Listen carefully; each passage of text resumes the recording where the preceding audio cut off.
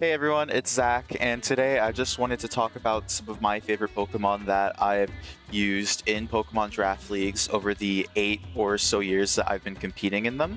Now, keep in mind that a lot of my Draft League experience is in smaller, more grassroots style leagues, not as super high profile, so a lot of my experience does come against players who also aren't super high profile, but at the same time, I think this is a good opportunity for me to take a look back and reflect on some of my favorite Pokemon, why I like these Pokemon, and to hopefully take some lessons and bring them forward with me as I continue into draft, both for the rest of Gen 9 and beyond. So it should be pretty fun. So to structure this video, I'm going to talk about 12 to 13-ish Pokemon in roughly the order I would pick them if I was doing like a real draft. So my first pick is roughly going to be a first pick, and then so on and so on. This isn't going to be like a super cohesive draft, mind you. This isn't like a screen draft analysis. This is just me taking a look at some of my all-time favorite Pokemon in draft and how I like to use them. I'm going to talk about what their roles are in general, what their roles are on my drafts, and just some of my favorite ways and sets in which I like to use them. Let's go ahead and get started with the first one. Okay, so the first Pokemon I'm going to talk about is none other than Great Tusk. I've had a lot of experience with Great Tusk over the course of Gen 9 draft leagues, and I can't say that some of it wasn't shaped by my perception of how good it is in the Smogon singles formats, but just in general, even in draft, Great Tusk has been a very fantastic Pokemon for me, and one that I can't deny has been one of the most effective for me sort of throughout the entirety of Gen 9. Great Tusk is a very good Pokemon in a variety of different roles. It's got really solid HP and physical defense, so if you're looking to use it as more of a physical check to some mons, it can do that. If you're looking to leverage its high physical attack stat with solid physical coverage options like Ice Spinner, Play Rough, Mega Horn, Supercell Slam, Temper Flare, like Great Tusk just has a lot of coverage, and with setup options and bulk up as well as rapid spin, you're more than able to get a huge threat going with Great Tusk as well. Photosynthesis helps to add to that, as with a booster energy or on a Sun team, you're able to turn Great Tusk into either a pretty capable sweeper with either speed boosting, which you can just do with Jolly Max Speed. It works out to just be enough. Or you can also have him be attack booster with Adamant, or you could even do a defense booster with Impish as well if you're looking to use it as more of a physical wall. On that physical wall token, there's also options like Stealth Rock, it gets Taunt, Knockoff is a good utility option as well, so just a lot of really good options for utility, for damage, for basically whatever role you need Great Tusk to do. Of course, being a high-value rapid spinner does mean that it's going to go pretty early in just about every draft. Hazard removal, especially if you're doing Gen 9 Paldea decks, is kind of hard to come by sometimes, and if you're looking for a good hazard remover, I mean, Great Tusk is just right there, and it's super reliable at getting hazards off the field most of the time. It can threaten a lot of the spin blockers with Knockoff, or just a really strong Headlong Rush. It can threaten some hazard setters. It threatens hazard setters in general with its Dual Stab as well as Ice Spinner. So it's just got a whole lot going for it, and the fact that it is so versatile makes it a very solid pickup early in the draft, and one that I have often jumped on because it's just so consistent. You can really put Great Tusk in a variety of roles, and you will get some value out of it. Some of my favorite ways to use Great Tusk are like the more offensive sort of hazard sets with like Stealth Rock and Dual Stab, or not Dual Stab, but like Headlong Rush. Excuse me, Headlong Rush plus Ice Spinner. So with this idea here, and then some item like a heavy duty boots or something like that. You have utility with rapid spin to help you be able to clean late game, and then you have just a really strong attack combo that's really difficult to switch into for a lot of mons. I have also used bulk up to some success in the past as well, with like a leftovers idea, and then maybe a little bit less speed, a little bit more in the way of attack. Again, it just sort of depends on the specifics of like the matchup. But if I'm, say, something like this, where I have some speed so that after a rapid spin I can outspeed my opponent's team, and then I have a bulk up, it's very difficult for the opponent to deal with a Great Tusk like that unless they have like a dedicated check, and I haven't done the necessary work to get it chipped down. So I've just had a lot of success and good memories with Great Tusk. It's been a very valuable Pokemon for my teams in general, and it's one that I hope to continue to use in the future because it's just so damn consistent. Even when you're not using it on a Sun team or using a booster energy to take advantage of its photosynthesis, it just has so much value that it's crazy. The next Pokemon I'd like to talk about is Tornadus Therian. This is a Pokemon that I have more experience with around Gen 7, early Gen 8 than I do these days in Gen 9, but I still have drafted it a fair few times, and it's still really good. My favorite thing with Tornadus is that Regenerator just makes it a very difficult Pokemon to remove. Just being able to heal a third of your HP every time you switch out is incredible, and even though Tornadus' defensive stats aren't spectacular, with some HP investment, it can become a pretty difficult, especially with an Assault Vest if you wanted to use it as a specially defensive mon, but it can just become a pretty difficult to remove Pokemon in general. The big thing with Tornadus, though, is that 121 base speed is really difficult for a lot of Pokemon to get over if they don't have like a Choice Scarf or something like that. So you're able to leverage this speed along with Regenerator and a move like U-Turn to be able to just get a lot of free healing. This high speed as well also forces a lot of switches on the opponent's part, so you can get a lot of value with options like U-Turn, Knockoff, or you can just fire off a strong attack like Bleak Windstorm, for instance. Another big thing with Tornadus is Heavy Duty Boots is a game changer for it because you're no longer taking a quarter of your HP on switch in if you have this. So being able to switch in on Stealth Rock, I should say, just further bolsters your longevity with Regenerator, because although Stealth Rock doesn't negate Regenerator entirely, you have a lot less healing, and it forces you to have more hazard removal if you're not running Heavy Duty Boots. So it's just overall a very safe and consistent item for Torn.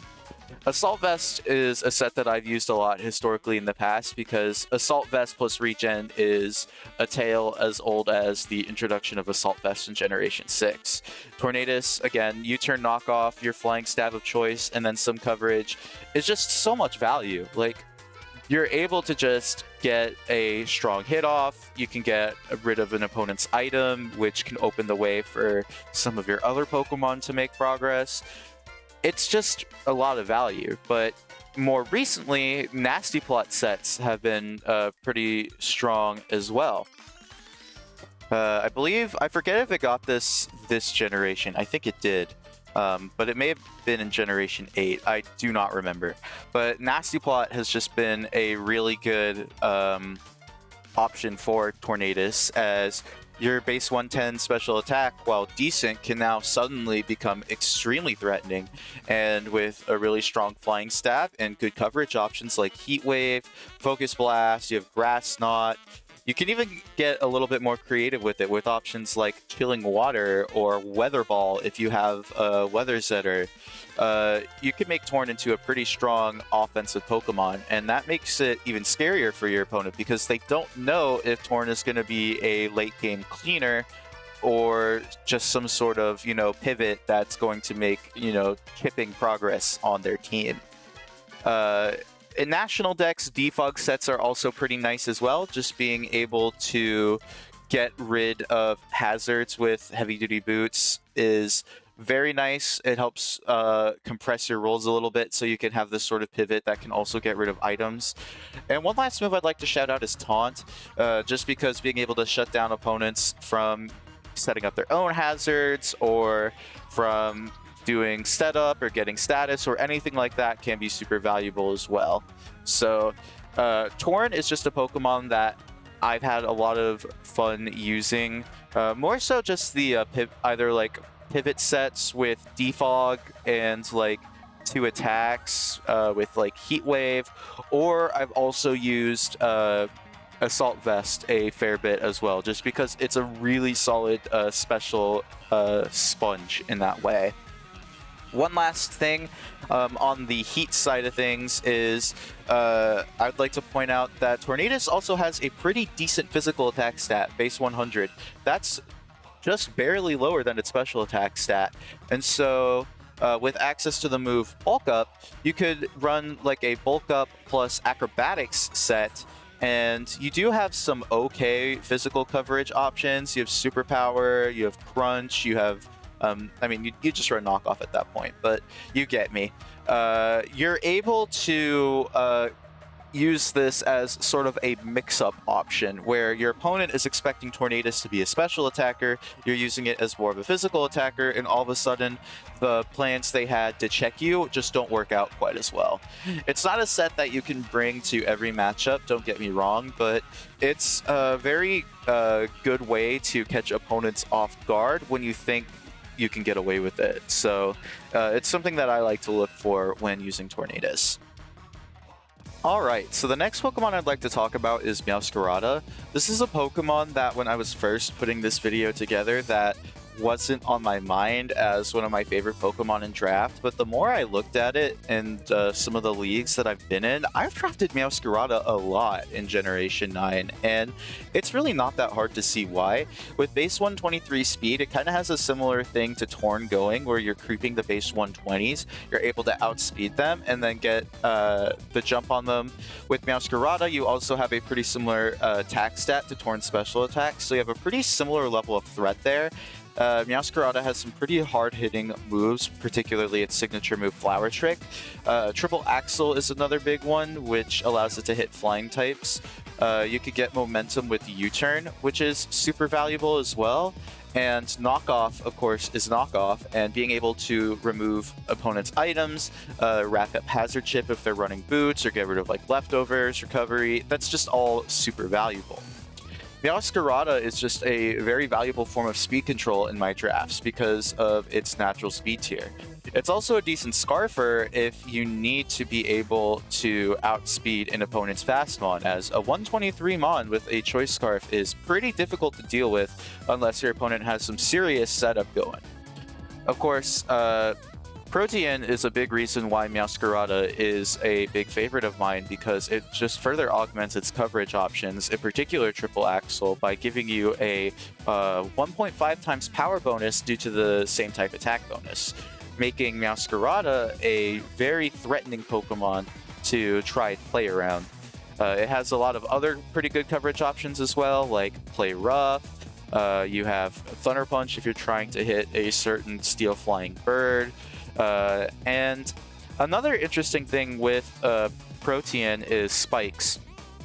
It's a move that I just like on Meowscarada in general because it's really fast, it's got a high attack stat. If you send it in on a Pokemon that it can just one hit, your opponent more than likely will try to save that Pokemon, and so you're able to get value with Spikes just by setting those up and not going for the kill there because your opponent's switching. So with Spikes, you're just able to get so much free damage over the course of a game. Another interesting thing with Meowscarada is its special attacks is really not that bad, and it has some pretty interesting special coverage. In particular, Power Gem is a really funny one that a lot of people don't expect, as a lot of flying type Pokemon, maybe physically defensive flying type Pokemon that may want to check a Meowscarada, may find themselves hit by a Choice Specs Power Gem and get 2-hit KO'd. This is something that I've had both used against me and then I later used on someone else, and it is surprisingly effective if you have that surprise value. Chilling Water is a funny one in like some matchups as well, but that's not one you're going to really go for too terribly often. I think a move that I often neglect is Sucker Punch on Meowscarada. Just being able to have that extra speed control if the opponent has some setup with like a Dragon Dance or something is really nice because it can be a good stopgap into your team, but it's one that I can often struggle to fit on Meowscarada because you really want moves like U-turn, like knockoff, like triple axle. Maybe you want Flower Trick, or maybe you want Toxic Spikes or Taunt. Like, Meowscarada has a lot of moves, and that's a bit of a double-edged sword for it. And for me in particular, just not being able to run Sucker Punch every week does put me in situations where if I had Sucker Punch, I would win games, but then sometimes I just don't. So it's a tough scene overall, but Meowscarada is so good because of just the utility it provides, the threat it provides, and that speed control that's just super premium.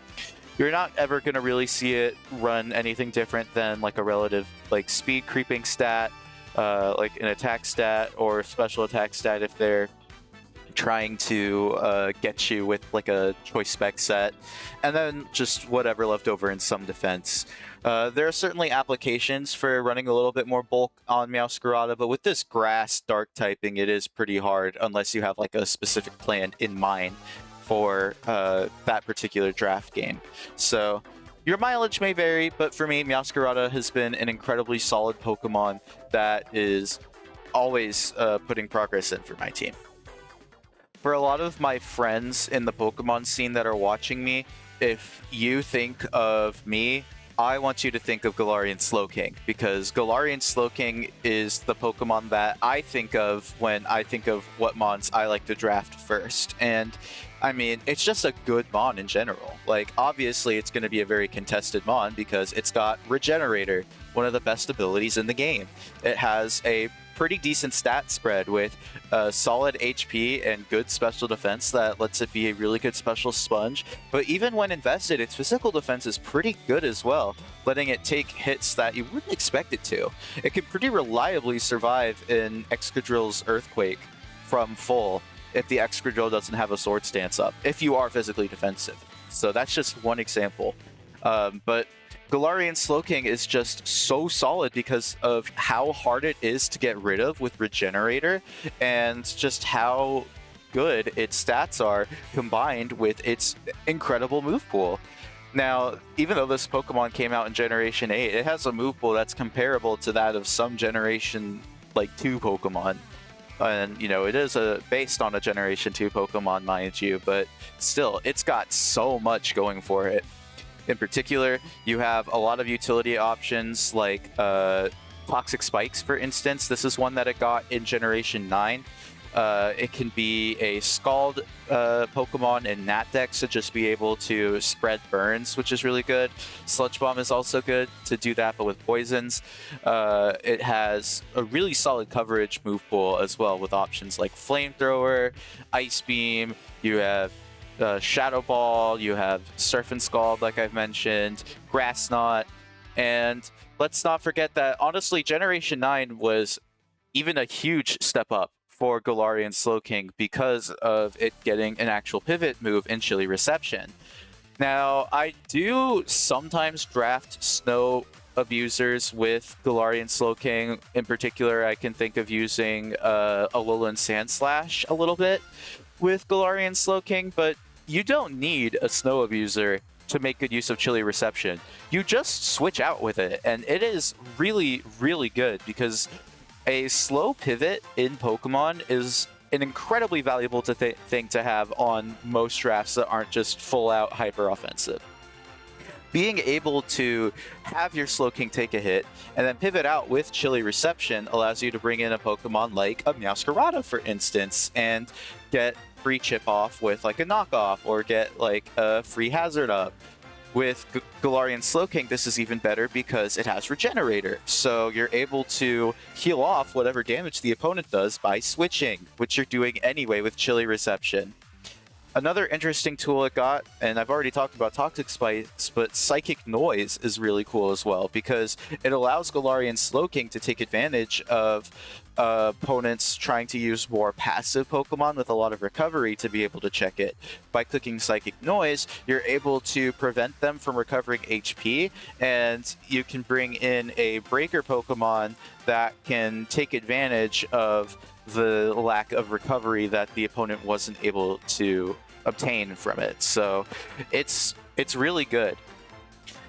You do have also pretty standard options like Future Sight plus Chilly Reception. This is a common combo if you want to use Future Sight and then bring in a solid breaker to be able to get a big hit off. You also have options like Calm Mind. This is one of my favorite sets to run on Galarian Slowking, because a lot of people may expect like a pivot-based set or a set that has Assault Vest, but Calm Mind can turn Galarian Slowking into a pretty big setup threat quickly, especially with its access to Slack Off. It doesn't even need to switch to recover HP, and with an item like a Black Sludge, for instance, you're able to not only be a very difficult Pokemon to dispatch of quickly, but you can utilize Calm Mind, Slack Off, or even Regenerator to be able to set up, get good damage off, and then just pivot around the opponent's team. So big threat there. It does have potential with Trick Room as well, but that's not something I've personally used like at all on Slowking, just because I think it's kind of a gimmicky crapshoot a lot of the time. But it does have that potential as well. And you can't knock the tried and tested Assault Vest sets. The Galarian Slowking's HP is such that if you do 248 HP, you hit a regen number. This number is divisible by 3, so you're always getting the maximum amount of Regenerator healing while also being an odd number, which is nice. And then you can kind of customize the remaining 260 EVs in whatever way you like, whether that's special attack boosting, special defense boosting, whether you're looking to hit something with like an Ice Beam, get damage with like a Psychic Noise or something like that. Galarian Slowking is very customizable, and that's been a theme with a lot of these Pokemon, is that they're pretty customizable for what you need, and they also allow you to get either momentum or a lot of pressure on the opponent right away. And being able to generate those advantages is a big reason why I like these Pokemon. So Galarian Slowking in particular is just one that I draft at almost every given opportunity because it just does so much for a team. It's a grounded poison. It's got an incredible move pool, both like offensively as well as in terms of utility. It can be a setup mon. It can be a wall. It can be a pivot. Like, there's just so much you can do with this one that I always have some use for it in whatever draft I go for. So easily one of my favorites here. Alright, so the next Pokemon I want to talk about is Hydrapple, and I think there's a little bit of a pattern going on here, as this is the third Pokemon in a row I'm talking about that has access to the ability Regenerator, and that's no coincidence. Regenerator really is just such a busted ability. You restore a third of your HP when you switch out, and when you're doing that so many times in a game of competitive Pokemon anyway, it's a lot of free value, and it makes these tanky Pokemon even more difficult to deal with.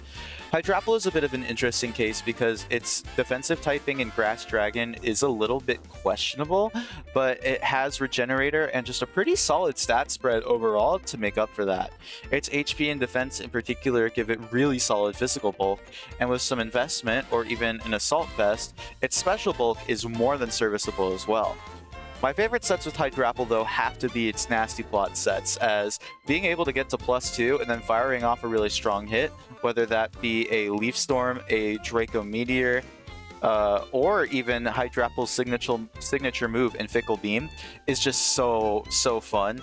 Fickle Beam in particular is just the funniest move, too, because 30% of the time, you're just cheesing a KO that the opponent wasn't expecting. It is so cheese. So stupid, but it is really fun to use, and it makes Hydrapple just even more of a wild card of a Pokemon. It's one of those Pokemon that I think isn't the most consistent by virtue of having a questionable typing, but man, when Hydrapple is good, it can take over games. Its coverage options are not like crazy, but it has exactly what it needs to be good, with Earth Power in particular being a staple move for it, Hydro Pump being a good coverage option, and Terra Blast is awesome if Hydrapple is your Terra Captain. And this is a good segue into the fact that I haven't really talked a lot about actually good Terra Captains yet, because all of these mons are like super high tier, and either they're not great Terra Captains like Galarian Slowking. It's okay. I think it could be a decent Terra Captain. Great Tusk is an okay Terra Captain if your league allows like super high tier Terra Captains. But Hydrapple, I think, is the first mon here that's like, it gets so much value from being your Terra Captain, because you can get rid of this defensive typing and get a better one like Fairy or Steel or Water, and you can leverage that with Regenerator, with like a Nasty Plot to be able to just be a threatening setup mon, and you can really just hit the opponent hard with your high special attack stat. It makes Hydrapple one of my favorite Terra Captains to draft just because of those factors, and it's one that helped me get to a championship on Wi-Fi in this generation, which has been really, really cool. So just a really fun Pokemon overall to use. Definitely not the most consistent, but I like using it as a pivot and to help break down my opponent's team to be able to get hits off for some of my other cleaners. So just a really fun Pokemon. Now, when I was originally putting this list together, I didn't actually have any Mega Evolutions on the list, and that's because even back when Mega Evolutions were more popular back in like Generation 7, 8-ish, I was the type of player that would often forgo picking a Mega Evolution in a draft, as I was more concerned with getting a round 1 pick that either wasn't a Mega Evolution, or the fact that it was a Mega Evolution wasn't really why I wanted it. And so oftentimes, if I didn't get a good Mega in the early rounds, I would either wait till the end of the draft and just get whatever Mega was left over, or I would often just not pick a Mega Evolution at all, because if the Mega Evolution doesn't fit the roles I need for the team, why would I pick it? Mega Altaria is the Mega Evolution that I can say I've had the most fun using and the most success using, as it's a Pokemon that, kind of similar to a lot of the other Pokemon I have here, can fit a variety of roles. And a lot of that is due to its stat spread. If you want to use it as a bulky Pokemon, its 75, 110, 105 bulk can allow you to do that quite comfortably. However, its 110 offenses also make it a pretty strong Pokemon on both the physical and special sides. Its coverage isn't super crazy, but on the special side, you have Hyper Voice with Pixelate as your stab option. You have Flamethrower to be able to hit steals. And then you have Ice Beam as an interesting coverage option, Draco Meteor if you really wanted the Dragon-type hit. And there are some other fun ones in there, but really, my favorite sets on the offensive side are the physical sets, as Dragon Dance can really turn Mega Altaria into a big threat in the later portions of the game. With access to Roost for longevity, and then good stab options in return, or a good stab option rather in return, and coverage in Earthquake, this is really all you need to be able to turn Altaria into a bulky setup monster. If you can get away with it too, you could even throw in something like Cotton Guard, have Mono Return as an option, and just be unbreakable. Although these sets are very greedy and are not always good, to put it frankly. A lot of people like to use Mega Altaria with Defog. You know, it's a defogger, it's not weak to rocks, you know, on paper that seems okay, but the thing with Mega Altaria is that you're grounded. You're not immune to spikes, you're not immune to toxic spikes, and so if the opponent is using those moves, you're just getting so much chip off on Mega Altaria every time you switch in that you're pretty much forced to defog, forced to roost, and then what is this mon like actually doing? It struggles to keep hazards off the field, because if the opponent just has them on that can switch into Mega Altaria and pressure it, like Mega Altaria struggles to do anything. It'll just get chipped down, not have an opportunity to roost because you're forced to switch out right after you defog because the opponent switched into their Mega Altaria answer. And then eventually it just comes down to Mega Altaria not being able to keep hazards off. And so I don't really like Defog unless it's like a last resort option where I need like another defog option. That's not to say that I don't like like defensive sets in general. I think they can work, but the thing with Mega Altaria is that rather than using it as like a defog and like a hazard pivot, instead I want to lean more into its utility move pool with options like Will-O-Wisps, you have Toxic, and another good option for it that can be pretty hard to come by is Heal Bell. Being able to function as a cleric is pretty valuable, as Heal Bell can help get rid of burns, can help get rid of poisons from toxic spikes, and it's just overall a move that not a lot of Pokemon get access to. And so by having that on Mega Altaria, you're able to get a lot of value for bulkier teams, which I think can be quite useful as well. Mega Altaria is one of those Pokemon that I don't see going super duper often as a Mega. It's not one of the flashier Megas like Mega Lopunny or Mega Medicham, where they just have so many good tools that they're undeniable. But Mega Altaria has a lot of good tools in and of itself that make it a Pokemon that you can easily take in like the mid rounds, or I've even picked it last pick because people already had all their Megas, and Mega Altaria, a Mega I was already eyeing anyway, just went to the end. So it's a good Pokemon, one that requires support in the form of hazard control to really be able to use it super effectively, but one that in the right situations is devastating and definitely deserves your respect. Alright, so next up is Metagross, and this is the third Pokemon on my WPF championship team that I'm going to talk about in this video. I'm not talking about the whole WPF championship team, although a lot of the theme of that team was admittedly comfort picks for me. And Metagross is an interesting case because before Scarlet and Violet, Metagross wasn't really a Pokemon I would consider a comfort pick, or really a mon that I drafted much of at all. The thing with Metagross is that it's a Steel type, and it does have access to Stealth Rock, and that's really valuable. That's two big boxes that I like to have on my teams right there. But with Metagross, you don't have reliable recovery. You have Rest as your recovery option, which it's Rest. Your mileage will definitely vary on that one. You're using it as a more offensive option with its sky-high attack stat and honestly shockingly decent special attack stat. Like, it's got some pretty good special options if you really need to lean into that. Do not sleep on a Metagross with special coverage. So, the thing, though, is Generation 9 gave Metagross some pretty solid move pool buffs. In particular, Heavy Slam, Knockoff, and Psychic Fangs. And these three moves have revitalized Metagross, not just in competitive play, but just in draft in general.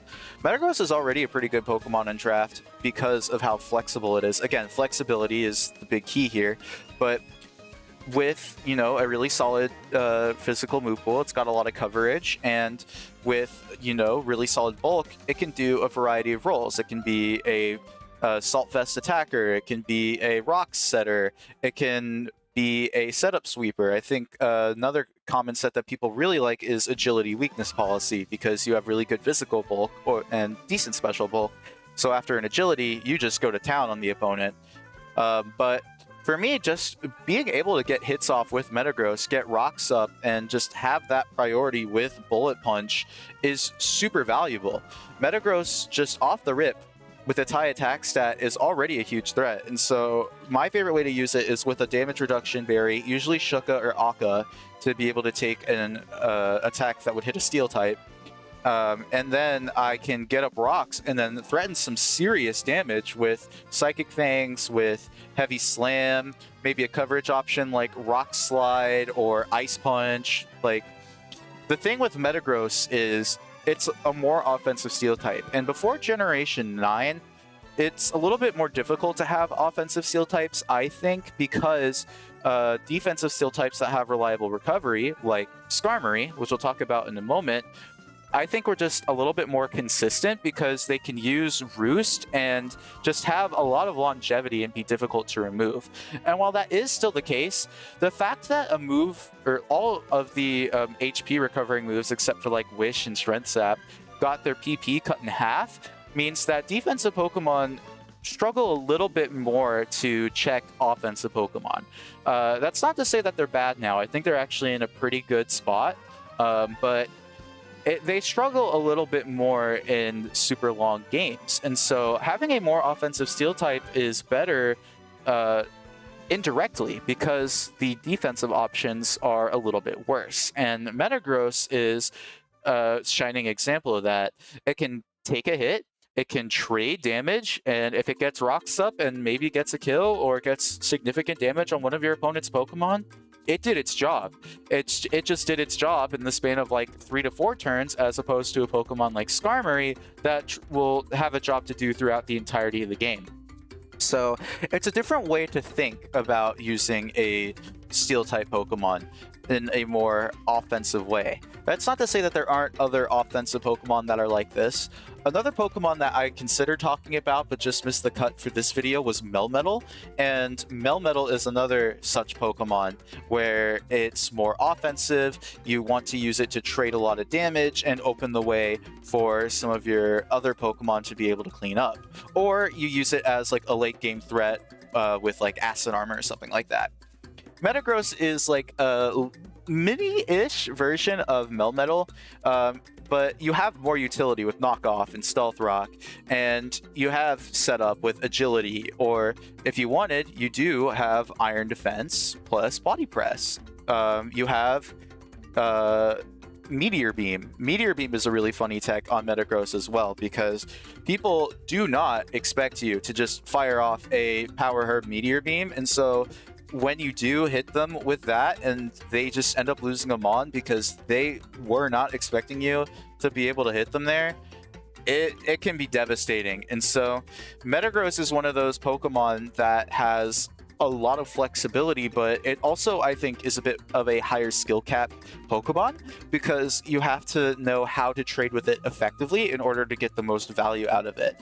And before Generation 9, it's just not something that I had a lot of experience with, because I was so used to these more defensive, pivot-heavy play styles. And you can still see that with a lot of my earlier picks, like Slowking, Hydrapple, Tornadus. But Metagross, I think, is a bit of an inflection point in my play style. And that's why it's one of my favorite Pokemon in Draft, because it is so easy to get value out of it that you can really do some good things with it. Another Pokemon that I think a lot of people think of when they think of me is Skarmory. At least people who have known me for a long time know that I really like to draft Skarmory. It's just a utility machine with access to a ton of hazards. You have Stealth Rock and Spikes, you have Taunt to be able to stop the opponent from doing stuff, Whirlwind to be able to force out setup sweepers or just rack up Hazard Chip. Toxic is another option that I think a lot of people should consider on Skarmory in some instances, as being able to put pressure on either like a setup sweeper or just on an opponent's bulkier Pokemon in general can be really good as well. And of course, in Generation 8, access to Body Press was revolutionary for Skarmory, as it gave this otherwise fairly passive Pokemon a way to be a little bit more proactive in the game. Kind of similar to Mega Altaria, Skarmory is a Pokemon that has Defog, but I really don't like using Defog unless I have to, because Skarmory is one of those Pokemon that you just want to rack up chip damage with hazards and like a Rocky Helmet, or get Iron Defense and Body Press out. I feel like if you're using Defog on Skarmory, it feels bad, because you're not only not making progress on the opponent's team, but you're actively removing your own progress by getting rid of your own like Stealth Rock or Spikes or something like that. I'm not saying it's a move that you can't run on Skarmory like at all, but it's a move that I really don't like to run on Skarmory. And instead, I'm pretty traditionalist when it comes to Skarmory. I think I usually have a lot of techs when it comes to these Pokemon. I think, Hydrapple is one that I run pretty standardly. But with Skarmory, I find it kind of hard to branch out of the same, like, 6-ish moves. Like, you want your Roost, you want wherever I can find that. You want your Body Press or your Brave Bird. You want like an entry hazard like Spikes. You want like Whirlwind. And so it's difficult to be able to break out of that because a lot of the other options don't tend to be as good in a lot of matchups. But there are some other things you can do. Counter is another option that some people have run that can really punish physical attackers, although I think a lot of physical attackers want to switch out of Skarmory in draft anyway, so your mileage may vary on that one, but it is an option. Another option, you know, I've talked about Taunt, I've talked about Toxic, but being able to be a bit more of a setup threat is something that I think hasn't been explored as much on Skarmory, and this is where I would like to introduce one of my all-time favorite replays, is Swords Dance Skarmory. This was so funny because I had a Skarmory that was Swords Dance. It was on a league where I drafted Full Stall way back in like Generation 7, and I used Swords Dance Skarmory on that league to break down my opponent's team and clear the way for my team to win the game. It was so funny, and it's a set that I think about every now and again, just hoping I can maybe one day bring it out. Skarmory does have some surprisingly decent physical coverage options too. Drill Run's not too bad. Night Slash can be good in some situations, but really with Skarmory, I like to draft it because I want a solid steel type that can set up hazards, check physically defensive Pokemon, and provide all the resistances that steel types have. And Skarmory does that perfectly and then some, thanks to the flying typing also giving it a neutrality to fighting and an immunity to ground. It's just a super duper consistent Pokemon. You know what you're getting out of it, and while it's not always the most offensively threatening, it is always really annoying, and a mon that I really like to consider in most drafts. Now, recently I've talked a lot about Pokemon that get Defog, but don't necessarily use it that well. And so to sort of change things up, I'm going to talk about a Pokemon that I really like running Defog on, and that's Talonflame.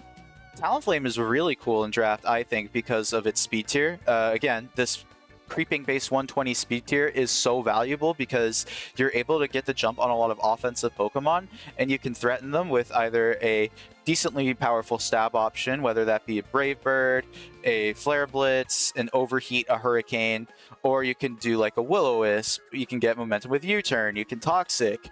That high speed stat provides a lot of value, and Talonflame, being a little bit more in the mid-range of picks, is a Pokemon that I think deserves more love than it often gets.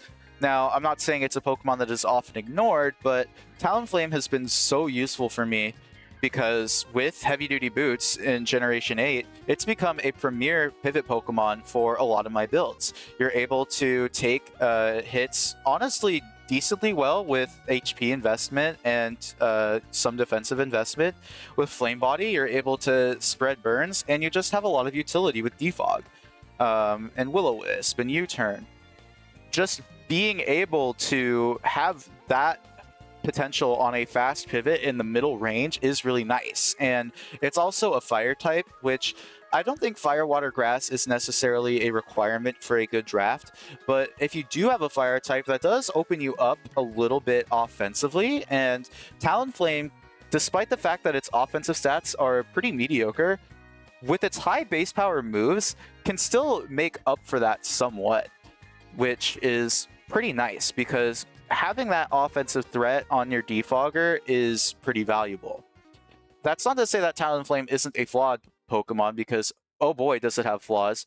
You are practically required to run Heavy Duty Boots on it in every single match. I struggle to see why you would run any other item unless you are like begging for Gale Wings like Acrobatics dream, but that's an issue. It's very easy to be lured with like a rock type attack, so you have to be very careful with how you use it. And even though it does have ways to shut down opponents like setup mons, it can still be set up on by the right Pokemon, like some rock types, or maybe like a Calm Mind mon can take advantage of it. So it can be pretty difficult to use. There's also the fact that it's just not that bulky, even with like good defensive investment. Like, it's okay, but a really strong choiced attacker is still going to do a number on it with a neutral move. So you just have to be really careful with this mod. What's more is that I find Talonflame to be pretty one-dimensional. I like drafting it if I know I'm going to want a solid defog pivot on a draft, and like Torn's already gone, or there are some other like solid defog pivots that are already gone, and I don't necessarily mind if Talonflame does the same thing every week. But there's not a lot of depth to Talonflame that I think is really all that great. Like, you have setup options with Sword Stance and Bulk Up, and I think those can be good, but the problem with these kinds of sets is that you're working with a base 81 attack stat for one, which is obviously not that great, and two, you're not able to necessarily get a good setup opportunity and then an attack off. Like, yes, you can force a switch with your high speed, get a Sword Stance off, and then you can get a Brave Bird, but more often than not, your opponent is going to have some way of dealing with your Talonflame, and with your only real high-powered moves being like Brave Bird and Flare Blitz, you're walled by rock types, you're even like bulky, physically defensive mons are still going to be able to take a hit from you, and it's just not a mon that I've been able to make Sword Stance work super well on at all. And I do not like choice sets, AV sets, good lord, like any of that, because you have that 4x rock weakness. So I don't know, maybe on some drafts, but this is a mon that if I were to just stick with the same like U-turn roost, defog, and then like stab set for the end of time, I would be a happy camper, because there really is just not much of a need to run a different set on Talonflame a lot of the time, because it can just put in work with a set like this like almost every game. So it's a mon that I like because of the traits it has, but we're getting to that point where a lot of the mons that I'm talking about are more flawed, and you can kind of see up top here, we're going to start to get into some mons that definitely have flaws, but I still like them for one reason or another.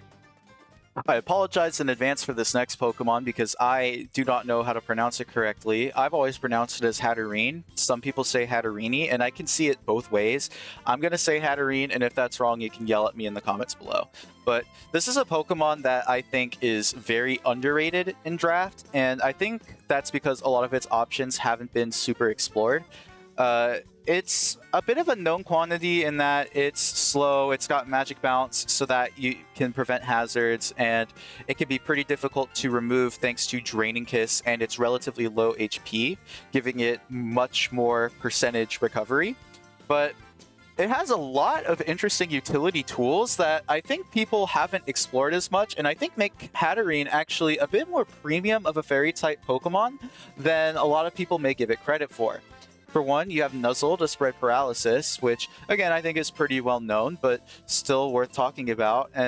But I think the big innovations are Psychic Noise and Pain Split, and these do admittedly come from some of the experimentation that has been done in the Gen 9 singles scene, but I think in draft these are also really good options as well, as it makes Hatterene a lot less passive of a Pokemon and can give it a lot of extra longevity that you may not otherwise expect it to get.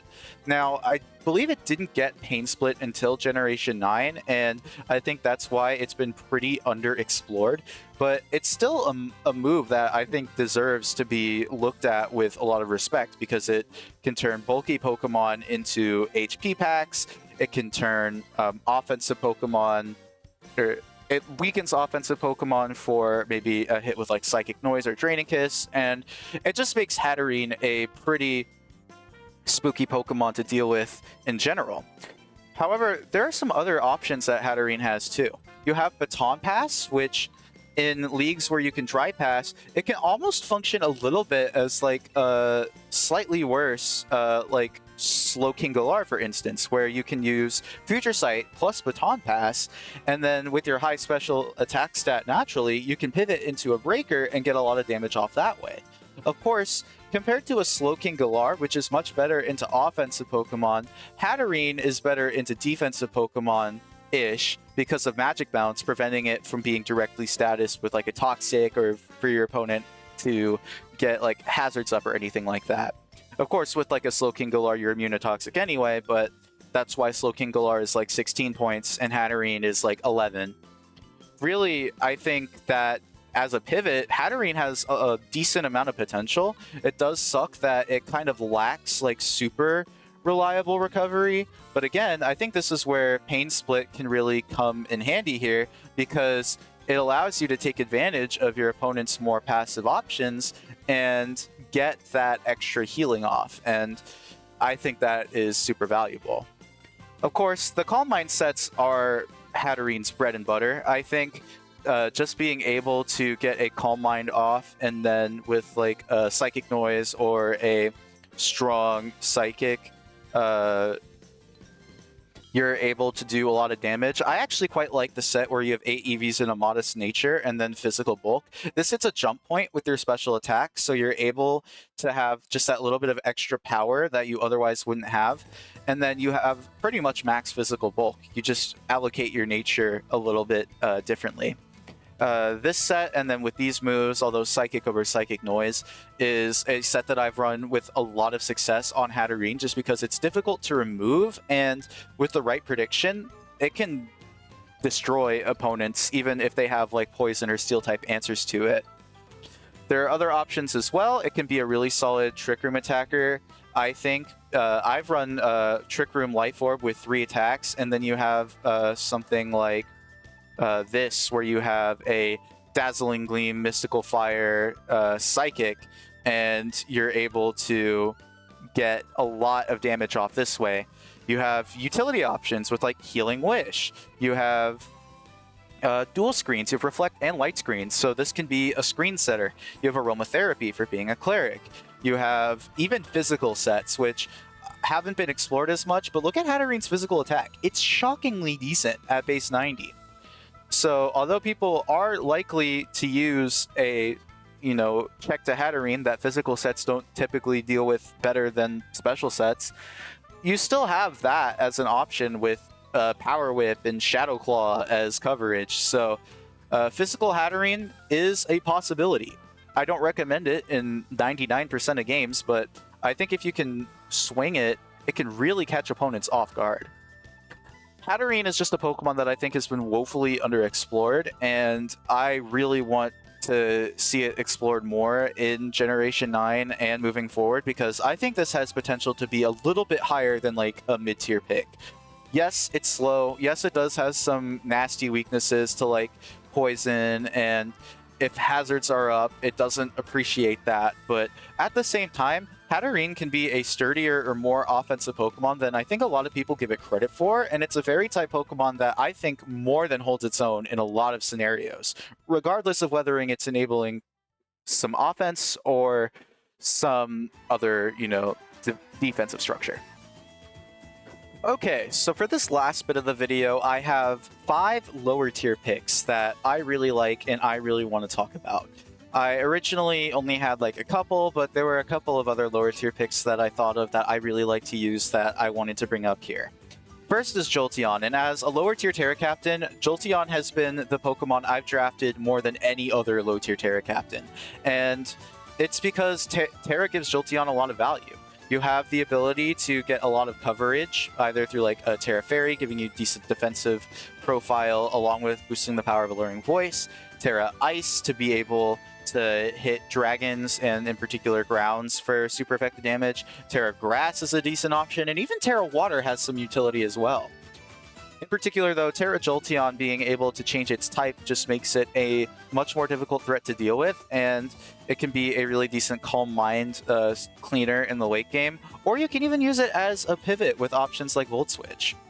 Those are really the 2 options that I like the most on Jolteon, and there aren't really any others that I like to do, but it's a pretty good low-tier Terramon that I've really liked.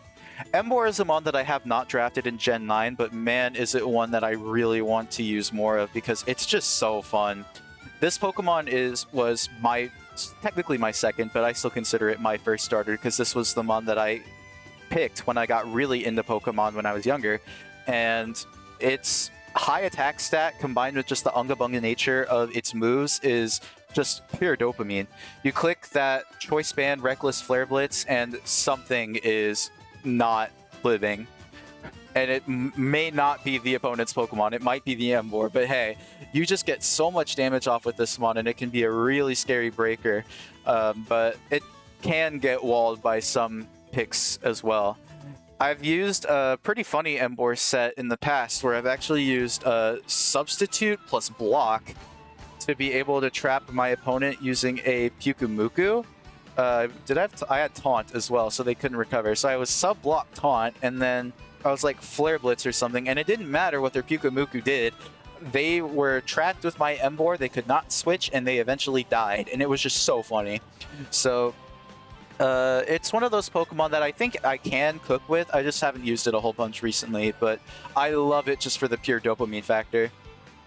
Ninjask is a Pokemon that I was inspired to use a lot in Generation 8, actually, when it was pretty popular in some of the lower mid-tiers. Heavy Duty Boots is a pretty big boon for Ninjask because you can use it to basically spam free U-turns with its insane 160 speed stat and not get punished by Stealth Rock a whole lot.